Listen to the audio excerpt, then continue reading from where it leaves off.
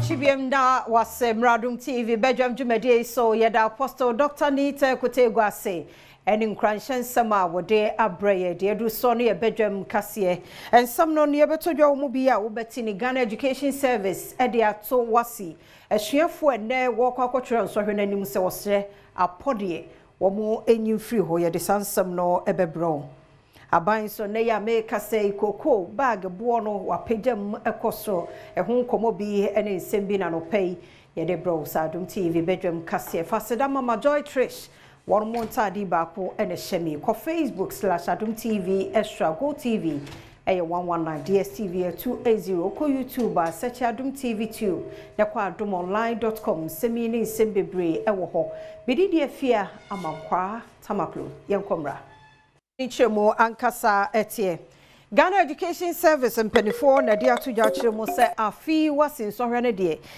ni ho kwan sa pobia ba mu asuafo ni sua de ye na de won asua no pepepe ene beba Acting Director General Professor Ernest Kofi Davis and the semi to ja wo chiremu se ye hwe ni mu se school for be 461,640 candidates and echo and so hwene nyame ya doma ochina ye be she was West African Senior School Certificate in social nurse into tuya oide ezugu akwem ma in social no okodo ni nyina yeze egu akwem school for obotro in social no hondodo ore obor empim ohanan Ebetu on for that 1 year one home, na 1 year mobile to moon suaze, na one tro in social, one cassa one tro. Mamma 1 year bassa, more on quada or cajim will be if baby war in social dame ho, and also was a my before my AI can there a poor and material bibia. Material wa prepare was a examination hall was a corner wa call wa kaya basa sa why damna ne yesu homa yes one from Mbrakwando GS oya council wa me entum there church for a betch one that were the mazen and in the supervisors a betch one that were the mazen yam pamon nsine yaba pamon basa ye kakra akwado oye nkwanta na mboko na rugu ewo nyina yeze nhyehyaya ato akwema hian security agencies no wobo school fo no na wa tro nsofhwe Kasiano so na bino ayane se nei koko ebo no wa pejemu de ekosro wo hwe per ton no a ehase August 7th no a eye $5,040 say koko bag no sa na mpedifo ayane se ye beton no may ye photo send ni doctor to Fossen and it is semi etuja. This further translates to an amount of 3,228 Ghana cedis and 75 pesos per bag of 64 kilogram gross weight of cocoa. Government further announces that this new price takes effect from Thursday, 7th August 2025. This is coming on the back of a strong cedi and declining inflation, reflecting government's commitment to improving the livelihood of our cocoa farmers. Osani to just a bino edin shishe guakwema sisi scholarship a womodema a year and quada a year koko for emano ninina egunakwem. President Mahama has introduced a tertiary education scholarship scheme for children of cocoa farmers. Subsequently, in the 2025 and 2026 season,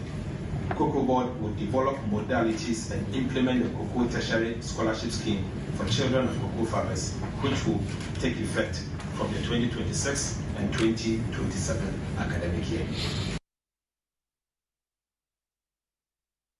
Cocoa price ya bafufre hun semi ranking member oka committee of Economic and Development ho kojo pon kroma wono ne ofuase ayrebi wo mrahye bedwani ekire mu se aban adada kokọ akuafo if you say one more opposition and your own kan ye ne ya wo ma ba de omo de atoso no enye sanity. All of that is big English. What the farmer on the market in Ofuase is asking himself, what was the price of a bag of cocoa before this announcement? And what is the price of the bag of cocoa after this announcement? We are just working the numbers right now. We've just come out of the meeting. We've seen percentages and they are using the dollar. You know, the NDC, what they do is that they try to always hide the truth. So you have to take your time, work the numbers. But the most important thing, pick the CD value of a bag of cocoa on the market today, compare it to the new price they have announced, and see. Somebody's telling me that the change is about 100 CDs. Really, is that what they told the farmers? Is that what Atuforsin told the farmers? Is that what he told them? So please, if the change is 128 CDs, ask yourself, the last time Akufo-Addo increased a bag of cocoa, how much did he increase it by? And when Atuforsin and President Mahama increased by a bag of cocoa, how much have they increased? At the end of the day, that is the analysis. Akufo-Addo should have increased it to about 6,000 or 7,000. You think that they have been unfair to their own words are coming back to haunt them. They said a lot of things that were not backed by data. Now they are in power. Everybody's expecting them to live by it. And they are coming up with all sorts of excuses. You increase cocoa per bag by 128 Ghana cedis. Assuming these analyses we are hearing are correct, let me put that caveat in. And you want people to clap for it. Ya kwa Western North ene kokọ akuafo bi akwakodi nkomo fa ene ebo foforo ya da ya wada efiase ya adwuma no ho na ehwesa ke beko be 5,000 do hombo anya hwe kro mo ankasa kra na obo mai kro mo kra kan bi eto je kokọ no se ho adwuma ye tin betum ebe 70 ana by 65 kra anka aniji akrabe na ebo we de emo aye kra afidie kra ko han kra ne bo odene kuafo ni petru eni afidie ni bi be de so abefa so ye 1 million let's say entumo no tun isa adwuma na de bibia ye bopa ye fa bade na nyame adumo so ba bebo kuafo na fe fo ba ye ne da be se boda da na se wa moye cocoa price no wo mo aside nsem foforo sei atudwa nro no kura ne ba womo wesika ko betimi ato aduro no womo na efa ye na ye ni kapre no nya bi ye mpe wonfa ye wontum ma ye ne ye ayenkoto ya ade oyi nipa me ya be check koko e we ha nyina hu sei bi akuafo mo ye bi a wo ha na wo ha so hu enka o ma fet no wo ha no nye den emra na se obi a benya baako na se wo ye kwana se anso kra no a wono abetumi ato bia ye den e de agusu se che se fet baako pe na nipa be enum nsia ye che ne sen drone ba aya samu na ba ye sere ne se odi drone ba wonche makuafo no nyima ye nyina ye sanka ebantem na enye bi good e beboa nti o manem brentem